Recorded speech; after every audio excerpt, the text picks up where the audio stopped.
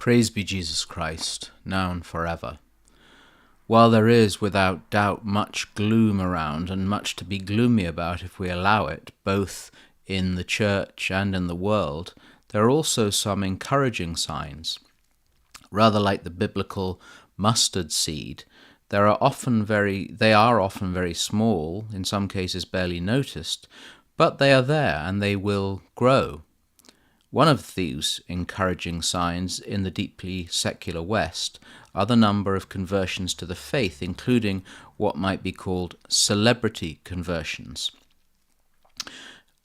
They are not, or most of them, celebrities in the ghastly modern sense, people who are just famous for being famous, but men and women who have followed the truth to its logical conclusion. That conclusion will lead, if the individual was not a believer, initially to an acceptance of the truth of the Christian faith, and if pursued, will lead to the fullness of the faith found most completely in the Catholic Church. We can all think of certain well-known individuals who've converted in the last few years. Interestingly, a number of prominent women. Just a week or two ago, I read of a former TikTok influencer, a uniquely horrible 21st century word which will, God willing, be consigned to the dustbin of history rapidly. But this young lady had given it all up to become an Orthodox nun. Politicians, political philosophers, some actors, household names, but there also seem to be many young people who are finding their way to the truth, often by the ancient pathways of beauty and goodness. When the faith is proclaimed fully with good preaching, music and beauty, those of a thoughtful nature who are finding the increasingly empty secular environment soul-destroying, and why wouldn't they, are seeking out those places. I heard another story of a young man drawn to the faith by both the iconography of the church and the transcendence of the music. He's now an Eastern Rite Catholic. I've spoken before, and I'll continue to emphasize, that the Church neglects beauty and truth, those doorways to the divine, at its peril.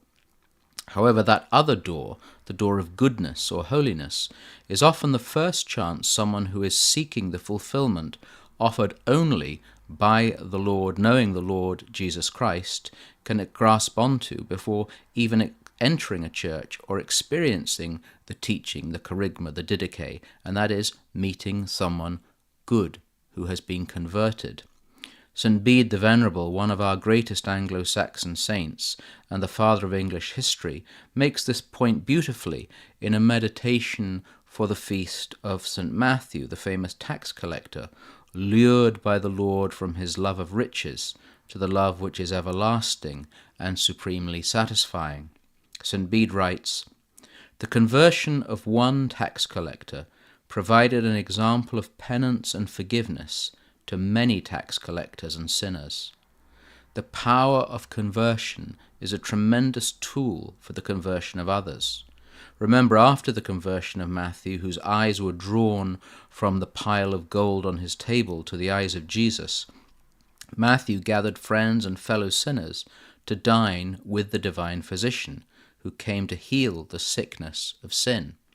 Matthew, Bede says, provided an example of two things, his own conversion and penance, and the forgiveness he received from Christ."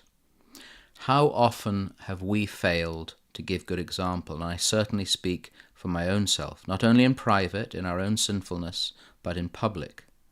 Are we people like St. Matthew, who will draw others to Christ by the example of the change he has made to our lives? Or is there really nothing that distinguishes us from our neo-pagan neighbours? Beauty and truth will draw many to Christ, but often it is the example of holiness, conversion, goodness that can light the first spark. It is, we know, never one moment, but a life's work. Let's begin. Brethren, be sober, be vigilant, because your adversary the devil, like a roaring lion, walketh about, seeking whom he may devour.